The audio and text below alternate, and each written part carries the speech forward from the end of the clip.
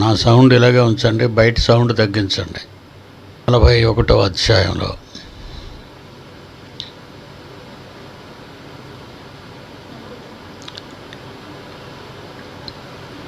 ఈజిప్ట్లో విస్తారంగా పంట పండింది 7 సంవత్సరాలు.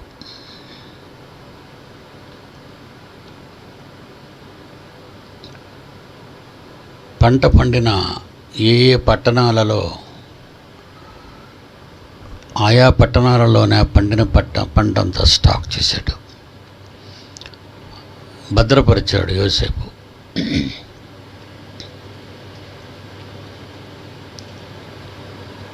ఎంత విస్తారంగా పండిందంటే 49.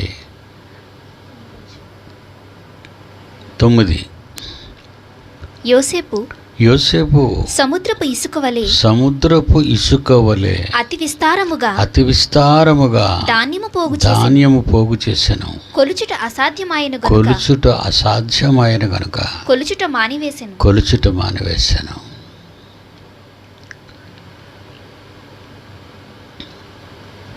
యోసేపు జీవితంలో జరిగిన ఈ సంఘటనలు యోసేపుకు దేవుని పట్ల ఉన్న వీరాభిమానము, తండ్రుల నుంచి తీసుకున్న విశ్వాసం అనే వారసత్వం, దేవునికి ప్రియునిగా ఏ సమస్య, ఎన్ని కష్టాలు, కన్నీళ్ళు వచ్చినా ఓర్పుతో సహించుకునే యవనస్తుడుగానే కనబడతాడు. ఇక దైవజనుడు, దేవునికిష్టుడైన వాళ్ళు, వాక్యాన్ని ప్రకటించిన వాళ్ళు అందరూ దైవజనులు కాదు. దేవుని మనస్సును ఉన్నది ఉన్నట్టుగా చెప్పేవాళ్లే నిజమైన దేవుని పిల్లలు. వాక్యం చాలామంది చెప్తారు, వాళ్ళు ఘనపరుచుకోవటానికి, ప్రజల మధ్య పేరు ప్రఖ్యాతులు సంపాదించటానికి, ప్రజల సొమ్మును దోచుకోవటానికి. జీవితం అంటే వాస్తవిక యథార్థ జీవితాన్ని వాళ్ళు ఆలోచించరు. తన బ్రతుకు కాలంలో తన వారికి కావలసినది సంపాదించుకోవటం. దీనికి ప్రత్యక్ష వాస్తవిక యథార్థమైన సాక్ష్యాలు ఏంటంటే, దేవుని ఇష్టాన్ని నెరవేర్చక, దేవుని కష్టాన్ని ఆలోచించక, దేవుడా మాకే ఇచ్చేయి, పిల్లలిచ్చేయి, డబ్బిచ్చేయి, భవనాలిచ్చేయి, పొలాలిచ్చేయి, పరువిచ్చేయి, ప్రతిష్ఠిచ్చేయి, పదవిచ్చేయి అడుక్కోవటమే.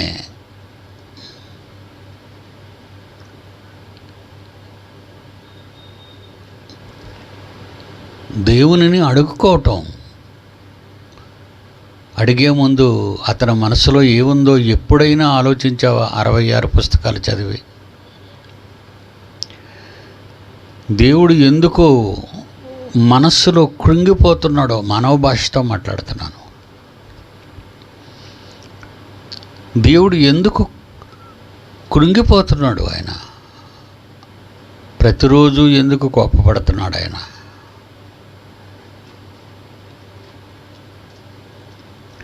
ప్రకృతిలో నీ వైపరీత్యాలు పరిస్థితి ఏంటి,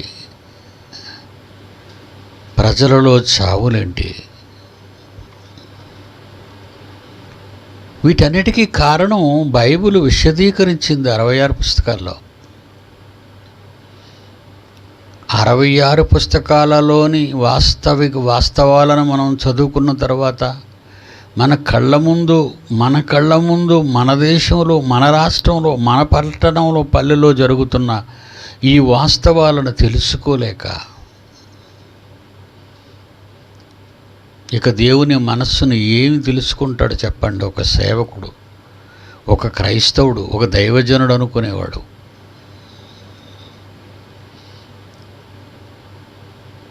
తన గురించి ఆలోచించుకుంటాడు. మరి నీ కన్న తండ్రి మనసులో ఆవేదన ఆలోచించావా? యోసేపు ఏం ఆలోచించాడని నువ్వు అనుకుంటున్నావా?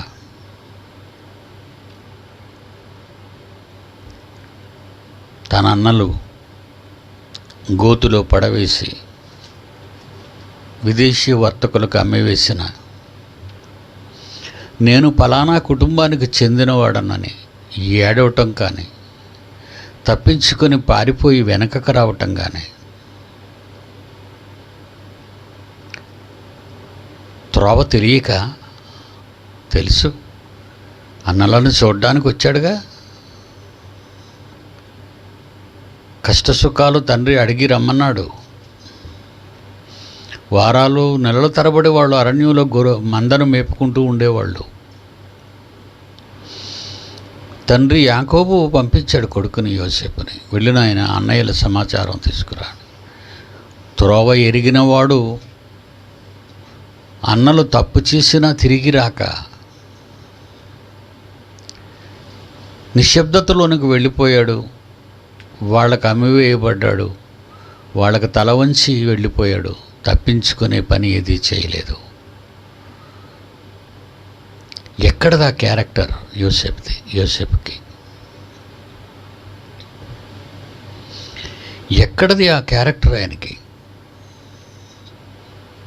ఈరోజు మనం సమాజం అన్ని మంచి క్యారెక్టర్లో దేవుని character, that is the Christian character. But not all Christian characters, they are all duplicates. They are acting Christians. They are not true Christian.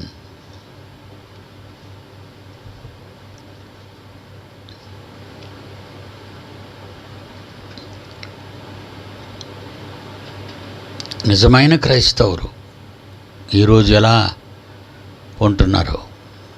క్రైస్తవులు అనుకున్నవారు ఎలా ఉంటున్నారు? ట్రూ క్రిస్టియన్ ప్రతిరోజు పనిచేస్తూనే ఉన్నారు. ట్రూ క్రిస్టియన్ ప్రతిరోజు తండ్రి మనస్సుని ఆలోచిస్తూనే ఉన్నారు. ట్రూ క్రిస్టియన్స్ దేవుని వాక్యాన్ని వినటానికి ఆసక్తిని చూపుతున్నారు. చెప్పబడుతున్న సంగతులు అలాగో ఉన్నవో లేవో అని పరిశీలిస్తున్నారు.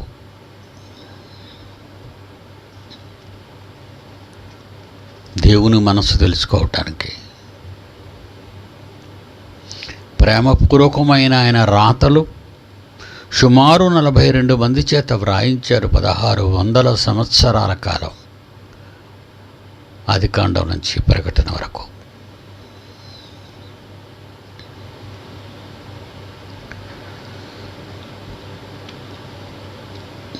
నా యవ్వనంలో అనేకసార్లు కన్నీళ్లు పెట్టుకుంటూ ప్రార్థించేవాడిని.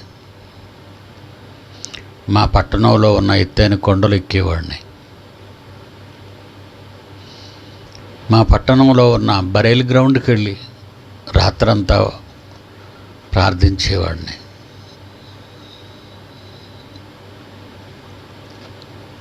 నీ సంగతి నాకు అర్థం కావాలి తండ్రి. నేను అందరిలాంటి వాడిని కాను. అందరి దగ్గరికి వెళుతున్నాను. నా చిన్నతనం నుంచి ఒక్కొక్కరు ఒక్కొక్క రకంగా మాట్లాడుతున్నారు. అందరి చేతిలో ఉన్నది ఆ బైబిలే, అందరూ చెప్తున్నది ఆ యేసునామాన్నే. కానీ వాళ్ళ జీవిత విధానాలు వేరు, వాళ్ళ మాటలు వేరు. బైబిల్కు కలవటం లేదు. నన్నేం చేస్తావు నువ్వు, నేనేమైపోవాలని కన్నీరు పెట్టుకునేవాడిని. కన్న తండ్రి మనస్సు కరిగి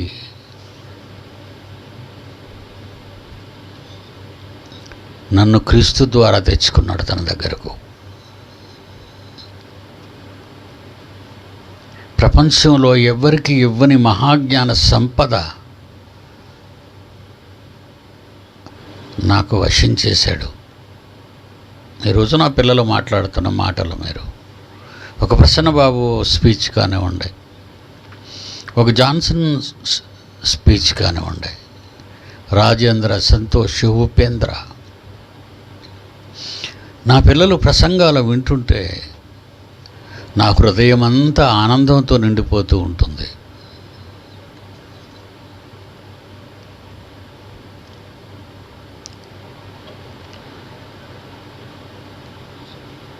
సంతోష్ చిన్న కూతురు ఇంగ్లీష్లో చక్కటి మెసేజ్ చేసింది.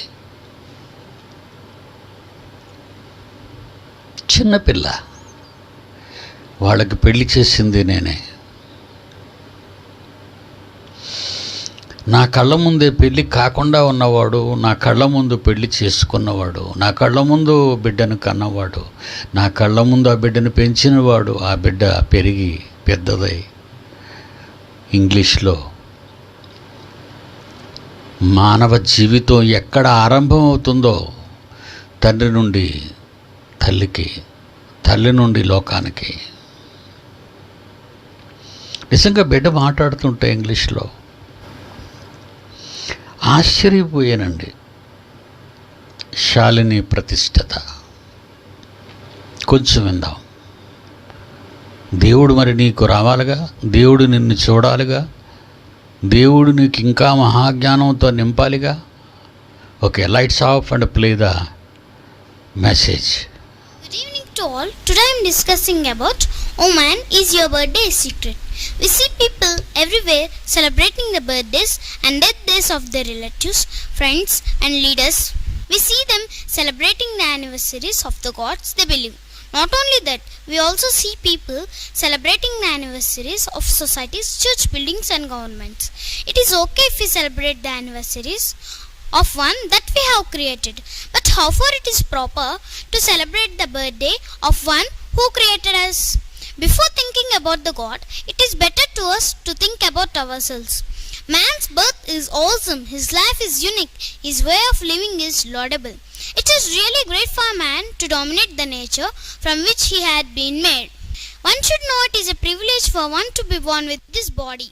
All the people in every part of the world think that they are born on a particular date, month and year in the hospitals or some other places. It is better if we ask one who is responsible for our births. Psalms 139 chapter 15th verse says, "When I was made in secret." These words were written by King David to the guidance of God before the birth of Jesus Christ. When David was born, somebody must have seen him, at least a midwife. So, why did he say, "When I was born in secret"? But because these words were written in the Bible, it should definitely be correct. Every man's birth is a secret. We considered the day we come out from the mother's womb to be our birthday, but it is not so. The day we step into our mother's womb is our birthday. We stay there for about 9 months and enter into this world, because we cannot say when exactly we entered into our mother's womb. It remained a secret even to doctors. So, where were we before we entered into our mother's womb? When did we enter into our mother's womb? Hebrews 7 chapter 9 and 10 verse. Even Levi, who receives tithes, paid tithes through Abraham, so to speak, for he was still in the lines of his father while Melchizedek met him. So every person enters into the mother's womb from his father. Even the doctor says that the gender of the baby is determined by the chromosome that enters into the womb from his father. Our birth is a secret. Neither the father nor the mother knows it. Mother knows about it after a month, and father through mother. Even when doctor scans, she cannot give us exact date. She can only give us expected date for delivery of child. Man could never know it. This is said by God, that man's birth is a secret. This is the challenge from God. Dear brothers and sisters, there are many more great things in the Bible which even scientists could not find. His words are preserved in this great book for you and me. Spare time in knowing this, understanding them, and living according to the will of God, and enter into this great world. Thank you for giving this opportunity and your attention.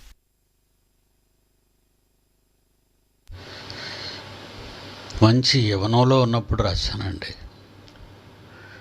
సింహగర్జనలో.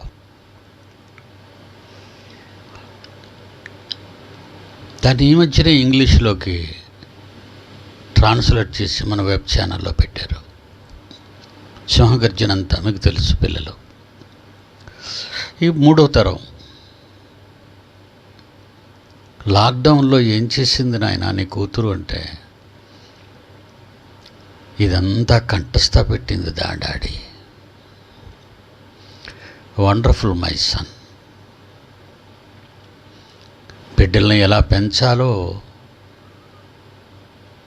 Abraham పెంచాడు తన కొడుకుని ఇస్సాకుని, ఇస్సాకు పెంచాడు తన కొడుకుని యాకోబుని.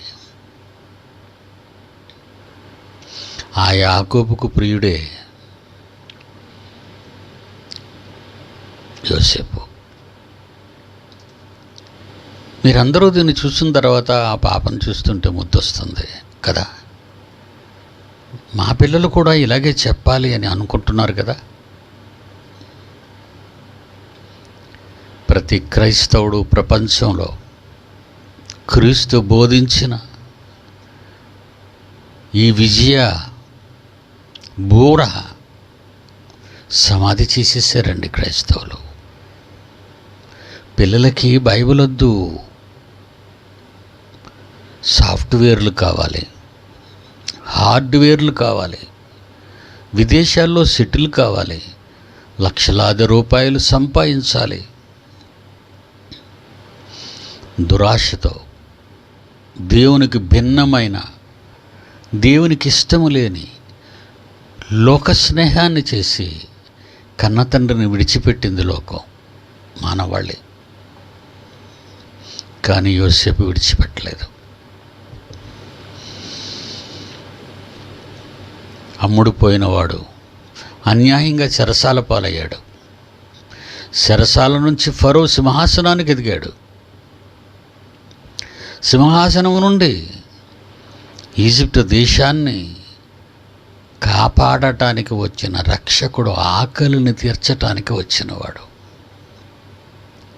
ఆయన Egypt దేశం అనుకుంటుంది, కానీ తన తాతలు తండ్రుల సంతానాన్ని, వాళ్ళ తాత తండ్రులకు పరలోకపు తండ్రి ఇచ్చిన వాగ్దానములను విన్నాడు చిన్ననాటి నుండి తండ్రి దగ్గర.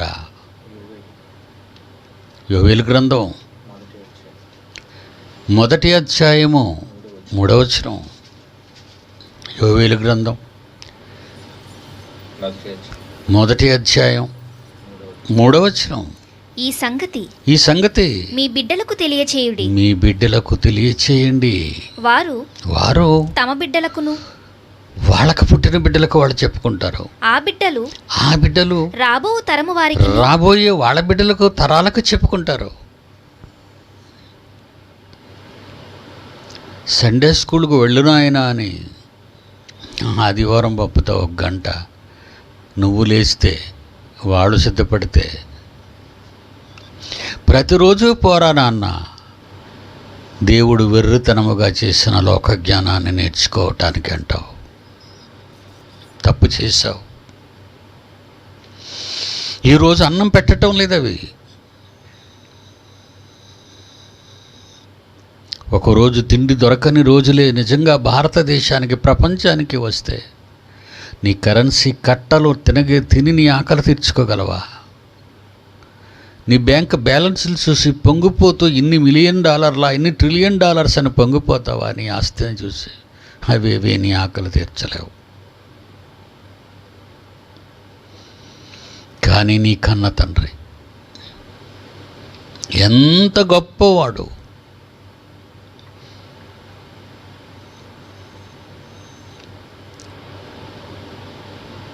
ఎన్ని విశ్వరహస్యాలు ఛేదిస్తున్నాడు ఈరోజు. అవన్నీ బైబిల్లో నిక్షిప్తమై ఉన్నాయి, బయట నుంచి తెచ్చినవి కావు అవి. శాస్త్రవేత్తలు బొడ్డు కోయిక ముందు, శాస్త్రవేత్తలు కళ్ళు విప్పకముందు, 1000 సంవత్సరాలకు పూర్వం వ్రాయబడిన మహాజ్ఞాన గ్రంథము అది. ఏ మానవ మట్టి మెదడు నుంచి వచ్చిన పుస్తకాన్నైనా తొక్కుకుంటూ వెళ్ళిపోతుంది. ఆ ధైర్యమే, ఆ సాహసమే, ఆ వీరత్వమే. పిడి సుందరరావు ఎడాకాళ్ళ కిందకు వచ్చేసారు శాస్త్రవేత్తలందరూ.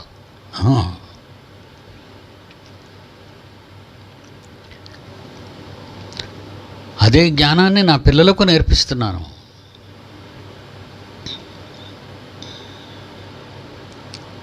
శాస్త్రాలను తలదనే పరిజ్ఞానము ప్రపంచ చరిత్రలో లేదు. 1వ శతాబ్దం తర్వాత మొదటి శతాబ్దము తర్వాత ప్రపంచ చరిత్రలో ఏ సంఘము, ఏ ప్రసంగికుడు చెప్పనివి.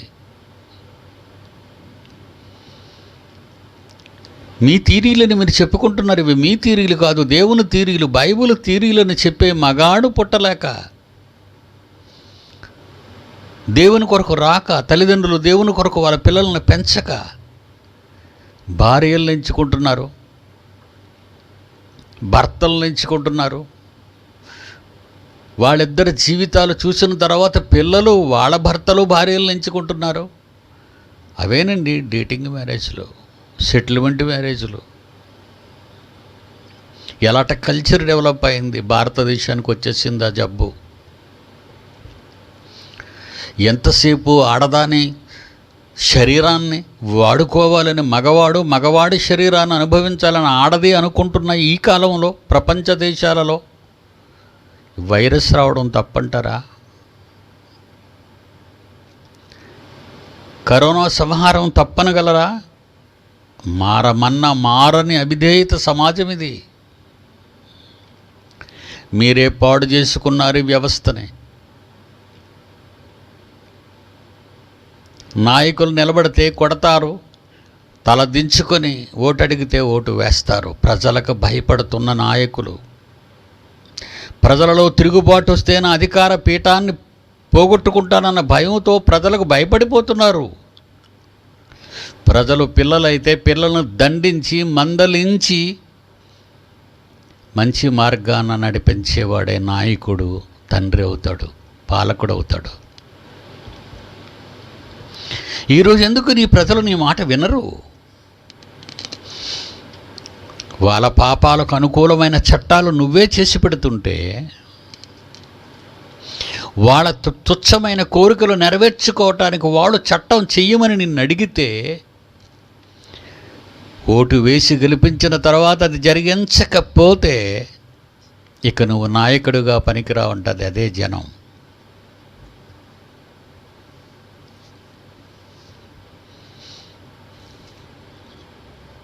దేవుని మనస్సులోని కష్టం తెలుసు. తన ముందు తాత అబ్రహాముకు చెప్పిన మాటలు తెలుసు. దేవుడు రాయించాడు కదా. అబ్రహాము చెప్పడా తన కుమారుడికి ఇస్సాకుకి, ఇస్సాకు చెప్పడా తన కొడుకుకి యాకోబుకి, యాకోబు చెప్పడా తన పిల్లలకు? మాటలన్నీ విన్నాడు యోసేపు. విశ్వాసులకు తండ్రి అయిన అబ్రహాము ఆది సంకల్పం నెరవేరటానికి ఒక నాయకుడిగా ఉద్భవించాడు మా తాతయ్య.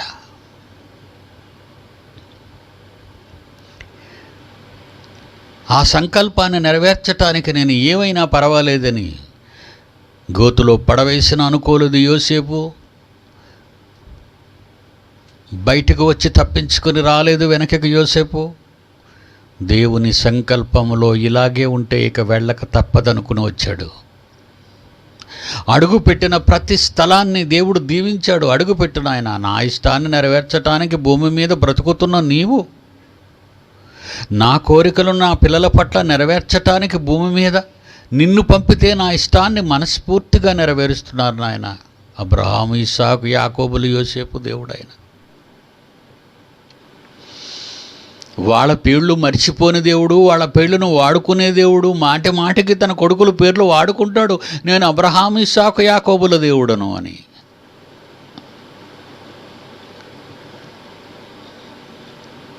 నేను బైబిల్ అంతా చదువుతున్నప్పుడు వీళ్ళు ముగ్గురు మినహాయిస్తే దేవుని సంకల్పాన్ని నెరవేర్చడంలో ఒక తండ్రి ప్రయత్నిస్తే అతను వారసుడు లేకుండా పోతున్నాడు. చూడండి, వారసులు ఉండరు. ప్రపంచాన్ని పరిపాలించిన రాజుల చరిత్రలో ఒక వారసుడు అంటూ వచ్చి కొద్ది దినాలైనా పాలిస్తాడు. కానీ దేవుని సంకల్పాన్ని నెరవేర్చటంలో దైవభక్తులు పిల్లలైన వాళ్ళు దైవభక్తులుగా మిగలటం లేదండి వాళ్ళు. అందుకే ఈరోజు నా పిల్లలందరినీ దైవభక్తులుగానే చేశాను. దేవుని సంకల్పాన్ని నెరవేర్చుకునేవారిగానే చేశాను. దేవుని ఇష్టాన్ని భూమి మీద జరిగించండి నాయన. వాళ్ళు ఎప్పుడు నా దగ్గర కూర్చున్నా నేను చెప్పేది అదే. నా తదనంతరం ఈ విప్లవాన్ని నడిపించే నాయకులు మీరంతా స్వార్థాలకు పోయి, దుష్టమైన కోరికలకు పోయి, సాతానుతో చేతులు కలిపితే అది ఒక యూదా విప్లవంలా కూలిపోతుంది. ఆ విప్లవ నాయకులు చచ్చిపోతారు. ఆదికాండం 18వ అధ్యాయం 19వ వచనం. ఆదికాండం 18వ అధ్యాయం 19వ వచనం. ఎట్లనగా యెహోవా అబ్రహామును గూర్చి చెప్పినది అతనికి కలుగచేయునట్లు తన తరువాత తన పిల్లలను తన ఇంటివారును నీతి న్యాయములు జరిగించుచు యెహోవా మార్గమును గైకొనున్నట్లు అతని వారికి ఆజ్ఞాపించినట్లు నేనతనిని ఎరిగియున్నానని. ఎంత బాగా ఎరిగాడండి, అబ్రహామును గుర్తించుకున్నాడు. దేవుడండి. జ్ఞాపకాలలో ఉంటావా? అదేనండి, దేవుని జ్ఞాపకాలలో నువ్వు ఉన్నావా అని అడుగుతాను. నల్ల చదువమ్మా. ఆదికాండం 18వ అధ్యాయం 19వ వచనం. యెహోవా అబ్రహామును గూర్చి చెప్పినది నా కొడుకు గురించి చెప్తాను, వినండి. అతనికి కలుగ చేశాను. తన తరువాత తన పిల్లలకు తన ఇంటి వారికి నీతి న్యాయములు జరిగించండి. యెహోవా మార్గమును గైకొనుటకు. నీతి న్యాయాలంటే ఏమనుకుంటున్నారు మీరు? లోకంలో ఉన్న నీతి, లోకంలో ఉన్న న్యాయం, జస్టిస్ కలిగించమని కాదు. నీతి, అబ్రహాము దేవుణ్ణి నమ్మెను, అది అతనికి నీతిగా ఎంచబడెను. న్యాయం, జస్టిస్, దేవుని మాటలు తప్పిపోకుండా ఆయన మాటలకు న్యాయం చేయి నీ జీవితంలో. జస్టిస్, దేవుడిచ్చిన మాటలకే న్యాయం చెయ్యని నీవు మనుషులకిచ్చిన శబ్దాలు, మనుషులకిచ్చిన వాగ్దానాలు నువ్వు న్యాయం చేస్తావా? అబద్ధం. కనిపెడుతున్నాడు దేవుడు, అబ్రహాము నుంచి కనిపెడుతున్నాడు. అబ్రహామును గురించి ఏమని చెప్తున్నాడు? తన తరువాత తన పిల్లలను తన ఇంటివారును నీతి న్యాయములు జరిగించుచు దేవుని పట్ల యెహోవా మార్గమును గైకొనున్నట్లు అతడు వారికి ఆజ్ఞాపించినట్లు. ఏదైతే ఆజ్ఞాపించాడో దేవుడు అబ్రహాముకి, అబ్రహాము తన కుటుంబానికి ఆజ్ఞాపించినట్లు నేనతనిని ఎరిగి ఉన్నాను. చూస్తాడు. నేను చెప్పాను అబ్రహాముకి, తన కుటుంబాలకు చెప్తున్నాడా? తన భార్యకు చెబుతున్నాడా? తన పిల్లలకు చెబుతున్నాడా? తన పిల్లలకు చెబుతున్నాడా? దేవుడు కనిపెడుతున్నాడండి. ఈరోజు నా కుటుంబాన్ని నా దేవుడు కనిపెడుతున్నాడు, నా కన్న తండ్రి అని. ఎంత గొప్పవాడో ఖగోళం గురించి చెప్తుంటే ఈరోజు మీకు అర్థమై ఉంటుంది.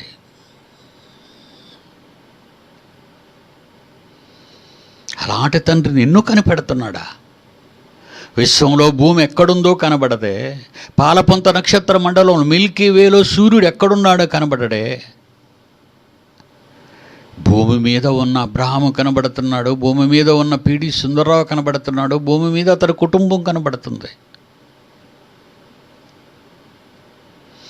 ఏం చేస్తున్నారు పిల్లలు?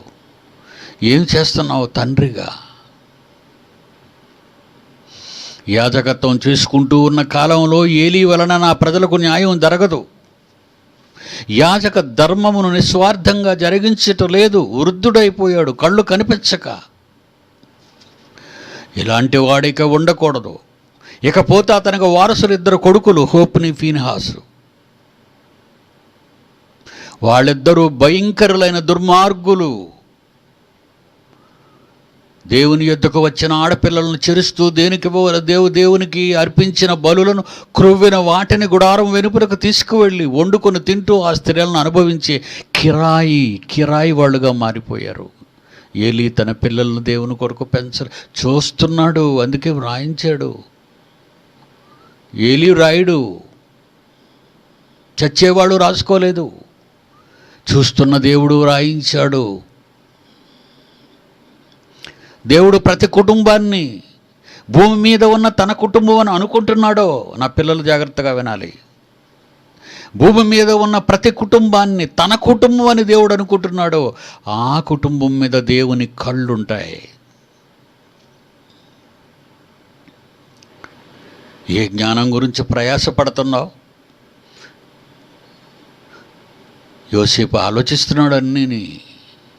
తన తాతయ్యతో మాట్లాడిన దేవుడు, ఆ తర్వాత ఇస్సాకు తాతయ్యతో మాట్లాడిన దేవుడు, ఆ తర్వాత యాకోబు తన తండ్రితో మాట్లాడిన దేవుడు. ఆ మాటలన్నీ తండ్రి చెప్పగా విన్న యోసేపు గొప్పవాడుగా మారాడు. దేవుడు ఉంటాడు ఆ వ్యక్తితో. జైలులో ఉన్నప్పుడు జైలులో ఉన్నాడు యోసేపుతో. ఫరో సింహాసనం దగ్గరకు వచ్చేసరికి అక్కడున్నాడు దేవుడు.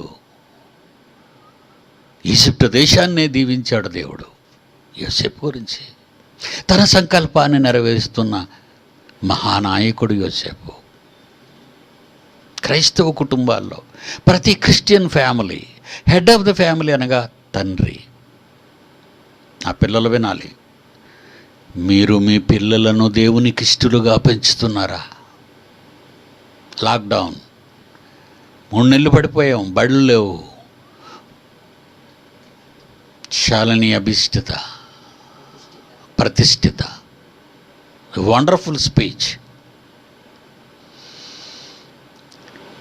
నా పిల్లలు గొప్పవాళ్ళు కావాలి, ఎదురు చూస్తున్నాను. నా పిల్లలందరూ గొప్పవాళ్ళు కావాలి.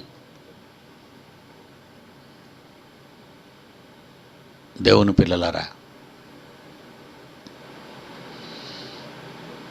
జీవితంలో మన ప్రతి అణువులో, మన ప్రతి ఆలోచనలో దేవుడు ఉండాలి.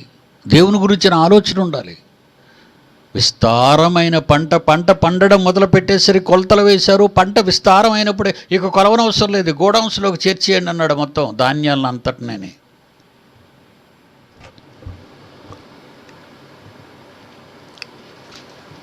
నలభై 9వ వచనం. సముద్రపు ఇసుక వలె అతి విస్తారముగా ధాన్యము పోగు చేసెను, కొలుచుట అసాధ్యమాయను గనుక కొలుచుట మానివేసి గోదాములో తీసుకెళ్ళిపోమన్నాడు. 7 ఇయర్స్కు మరో 7 ఇయర్స్ కరువు రాబోతుంది, భయంకరమైన కరువు. ఇథియోపియా, సోమాలియా, ఆఫ్రికా ఖండంలోని భయంకరమైనటువంటి ఈ దేశాలను చూస్తుంటే మట్టి తింటున్నారు మెత్తగా చేసుకొని. కసాయి జనం, ఉగ్రవాదం, దోపిడీ విధానం ఏ దేశంలో చోటు చేసుకుంటుందో ఆ దేశాలన్నీ మట్టిలో కలిసిపోతాయి. పాలనంటే మనుషులు చంపటం కాదు, పాలనంటే తన కుటుంబంలోని పిల్లలుగా పెంచాలి నాయకులు. ఏ దేశమైనా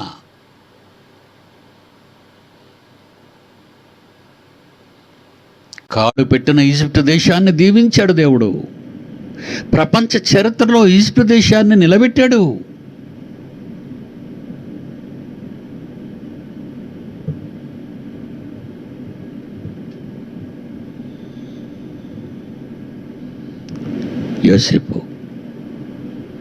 యోసేపు జీవితంలోకి ఈజిప్టు దేశం వచ్చింది. యోసేపు జీవితంలోకి ఈజిప్టు దేశం ఆశీర్వదింపబడింది. యోసేపు జీవితంలో పరలోకపు తండ్రి అభీష్టాన్ని నెరవేర్చడానికి వచ్చాడు.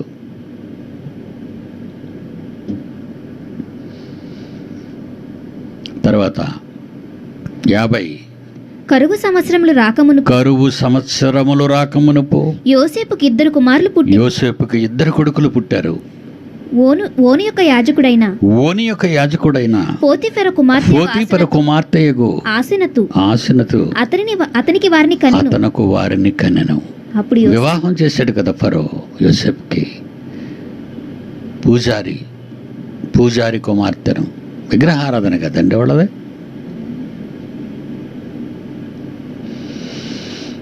దేవుని సంతానానికి వారసులుగా చేశాడు. ఒక ఈజిప్షియన్ లేడీని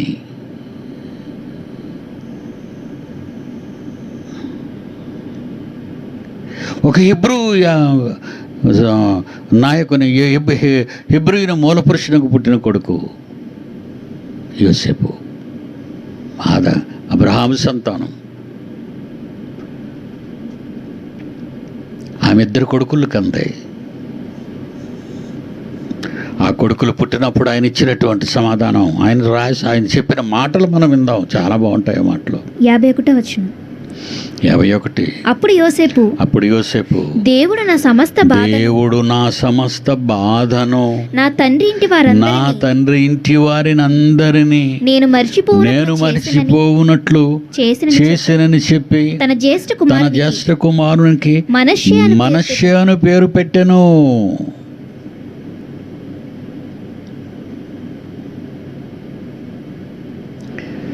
వాళ్ళని ఇక నేను జ్ఞాపకం చేసుకునే అవసరం లేదు.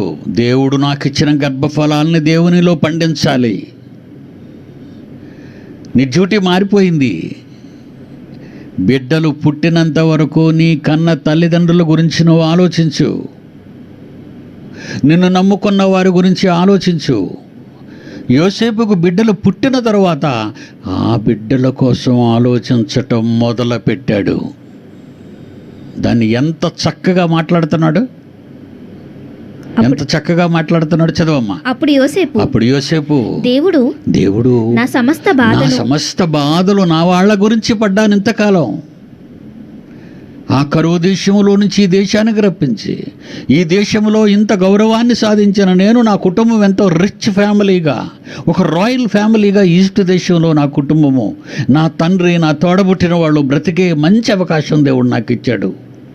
ఇక నేను వాళ్ళ గురించి ఆలోచించాను ఇప్పటి వరకు. ఇక నాకు కొడుకులు పుట్టారు కదా. అబ్రహాముకు ఇస్సాకు పుట్టిన తర్వాత ఇస్సాకు గురించి ఆలోచించాడు.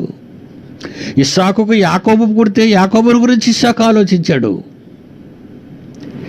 పనికిరాని యోసేపును వదిలేశాడు. ఎదురు తిరిగిన యోసేపును వదిలేశాడు. దేవునికి భిన్నమైన క్యారెక్టర్ కలిగిన వారిని విడిచిపెట్టాడు ఇస్సాకు. యాషావును విడిచిపెట్టాడు.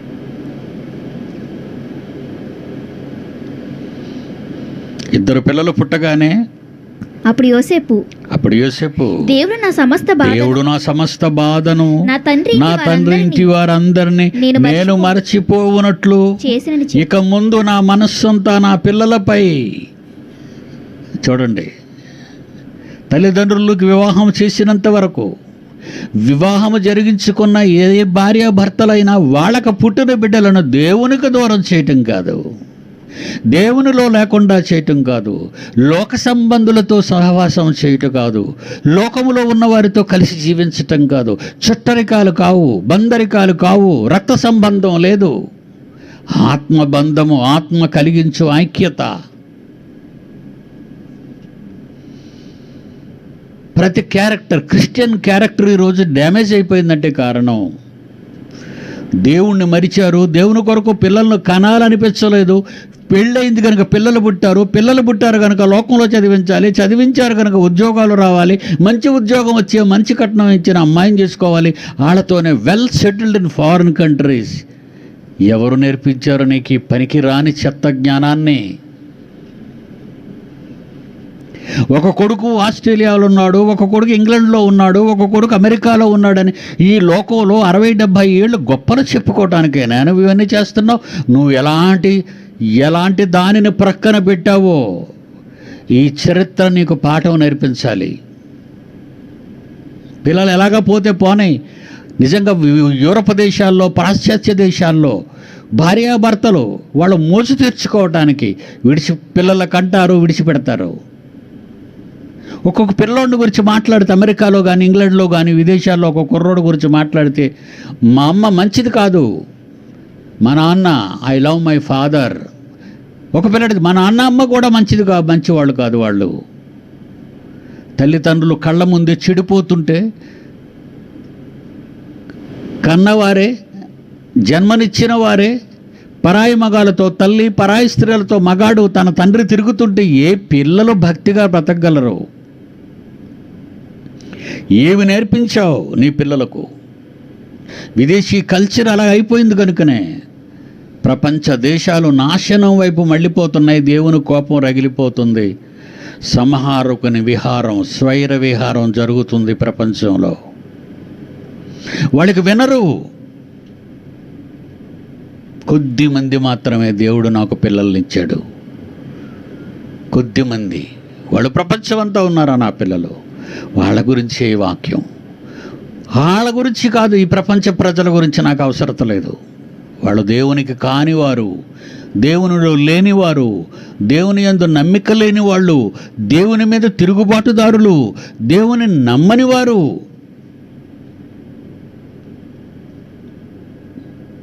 అమ్మయ్య, నా తల్లి, నా తండ్రి, నా తోడబుట్టిన వాళ్ళు ఇక నాకు వద్దు. దేవుడు నా కొడుకులు ఇచ్చాడు, ఆ కొడుకుల్ని జాగ్రత్తగా కాపాడుకోవాలి.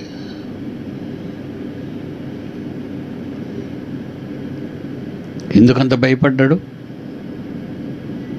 తన అన్నలు ఉన్నారుగా.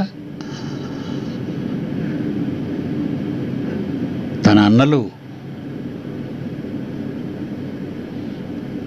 ఏం చేశారో తెలుసు యోసేపుకి. షెకెము రాజు మీద, షెకెము మీదకు వెళ్ళి వాళ్ళకున్న జంతువులన్నింటినీ చంపేసి, వాళ్ళ పురుషుల్ని కూడా వాళ్ళ మగతనాన్ని తీసేసి ఎంతమందిని హత్య చేశారండి. షిమియోను, లేవి, యాజకత్వం జరిగించిన లేవి, యాజకత్వం జరిగించుతున్న లేవీయులకు మూల పురుషుడైన లేవి వద్ద హంతకుడు, నరహంతకుడు. అమ్మో, మా అన్నలు మంచివాళ్ళు కాదు. మా అన్న వాళ్ళ పిల్లలు కూడా చెడిపోయారు.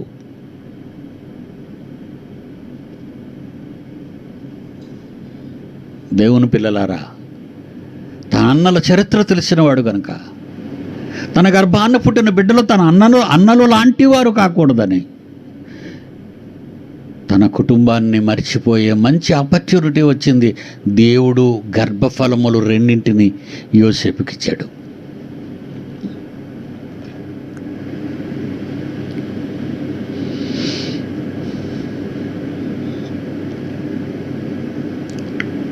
అప్పుడు యోసేపు, దేవుడు నా సమస్త బాధను, నా తండ్రి ఇంటి వారిని అందరినీ నేను మర్చిపోవునట్లు చేసినని చెప్పి తన జ్యేష్ఠ కుమారుడికి మనష్షే అని పేరు పెట్టెను.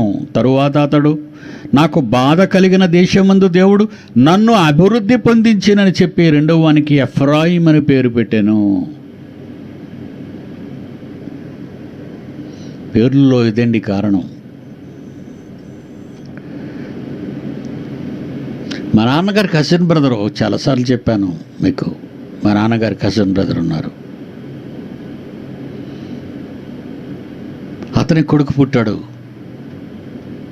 నాకంటే 6 నెలలు పెద్దవాడు. ఇక్కడే ఆర్లోవలో ఉంటాడు.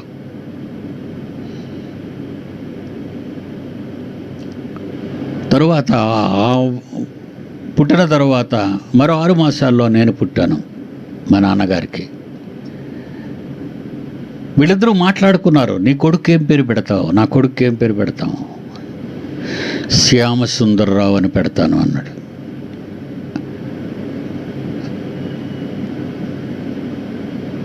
మా డాడీ కజిన్ బ్రదర్ ఆయన, శ్యామసుందర్రావు అని పెట్టాడు. మరి నీ కొడుకు ఏం పేరు పెడతావు అని అడిగాడు ఆయన. దేవసుందర్రావు అన్నాడు. దేవసుందర్రావు. నా కొడుకు దేవునికే సుందరుడు కావాలి. మోసే సుందరుడు ఇండుడు చూచి ఫరో కుమార్తె కోటలోనికి తీసుకెళ్ళిపోయింది. సంకల్ప చరిత్రలు అండి, ఒక్కొక్కరికి ఒక్కొక్క సంకల్ప చరిత్ర. ఏ చరిత్ర లేని చరిత్రహీనులు జీవిస్తున్న ఈ కోట్లాది మంది మనుష్యుల జాబితాలో మనం ఉన్నామండి ఈరోజు. ఎందుకు పుట్టారో తెలియదు, ఎందుకు బ్రతుకుతున్నారో తెలియదు, ఎందుకు చస్తున్నారో తెలియదు. అయోమయ ప్రపంచం, భ్రమల లోకం, ఘట సర్పం స్వాధీనం, సర్ప సంతానం. నీ జన్మకు విలువ తెలియదు నీకు. ప్రసన్నబాబు మాట్లాడుతున్నప్పుడు ఆ నక్షత్ర మండలాలలోనికి ఒక మండలం దాటి ఒక మండలానికి ఒక మండలం తీరదంతా వెళితే బూసు పట్టినట్టుగా అయిపోయింది విశ్వం అంతా. ఎంత విశాలమైంది. ఒక క్షణంలో మనం పరదశ కడతాం, అది 100%. మనందరికీ తెలుసు బైబిల్ ప్రకారంగా. ఇక్కడ కాంతి సంవత్సరాలు కోట్లు కోట్లు కోట్లు కోట్లు. కానీ మనం కన్ను మూస్తే ఎంతసేపులో వెళతాం? ఈ విశ్వాన్ని దాటడానికి ఎంతసేపు పడుతుంది అన్నాడు చూడండి. యోబు గ్రంథం 21వ అధ్యాయం 13వ వచనం. ఇది చూసారా, విశ్వాన్ని కాంతి సంవత్సరాలు దాటడం. కానీ మనం ఆత్మగా మారితే, మన కన్న తండ్రి మీద ఆశతో మనం మరణిస్తే, మన నీతి క్రియలు యోసేపు వలె కన్న తండ్రి జ్ఞాపకాలలో ఉంటే, మన రాక కోసం ఎదురు చూస్తూ ఉంటాడు కన్న తండ్రి. రానాయనా రా, నీకోసమే ఈ మహాలోకాన్ని నిర్మాణాలు చేపట్టాను, మీకోసం స్థలములు సిద్ధపరచ వెళ్ళిచున్నాను అంటే ఆయన వచ్చేటప్పటికే మన స్థలాల గురించి నిర్ణయాలు జరిగిపోయి తండ్రి కొడుకులు క్రీస్తు తండ్రి అని దేవుడు ఆలోచించారు. మన దగ్గర నుంచి వెళ్ళిపోతూ మీకు స్థలములు సిద్ధపరచ వెళ్ళిచున్నాను అంటున్నాడు. What a wonderful world, what a wonderful heaven. ఇన్ని లోకాలు విశాలపరిచినటువంటి విశ్వంలో ఇన్ని కోటాను కోట్ల నక్షత్రాలను దాటుకుంటూ మండలాలను దాటుకుంటూ వెళ్ళిపోతామట. కానీ అది ఎంతసేపులో వెళతాం ఈ శరీరాన్ని విడిచిపెడితే? యోబు గ్రంథం 21:13 వచనం. వారు శ్రేయస్సు కలిగి తమ దినములు గడుపుదురు, ఒక్క క్షణములోనే పాతాళానికి వెళతారు. తప్పు చేసిన వారు, భూమి మీద శ్రేయస్సుగా బ్రతుకును నేర్చుకున్నవారు, భూమి మీద గొప్పగా జీవించాలనుకొని శ్రేయస్సు కలిగి జీవించిన వారు, భూమి మీద దేవుని కొరకు బ్రతికే వాళ్ళు ఒక్క క్షణంలోనే పరదేశకు వెళతారు. రెండు ఉన్నది ఒకే లోకంలో. వాళ్ళున్నది వేరు చోటు, నీతిమంతులు ఉన్నది అబ్రహాం అన్న చోటు. మనం కూడా ఒక నిమిషంలో, ఒక క్షణంలో, ఒక నిమిషం కాదు, మళ్ళీ 60 సెకండ్లు, మళ్ళా ఒక క్షణములో. అంటే మహావిశ్వాన్ని దాటిపోతామా? వాడు ప్రసంగం చేస్తుంటే నేను చచ్చిపోయి ఇప్పుడే చూడడానికి వెళ్ళాలనిపించిందండి ఇందాక. అప్పుడు చూస్తాను, చూసేయాల తండ్రి నీ చేతి పనులు, నువ్వు శాలపరిచిన విశ్వాన్ని చూడాలని ఉంది తండ్రి.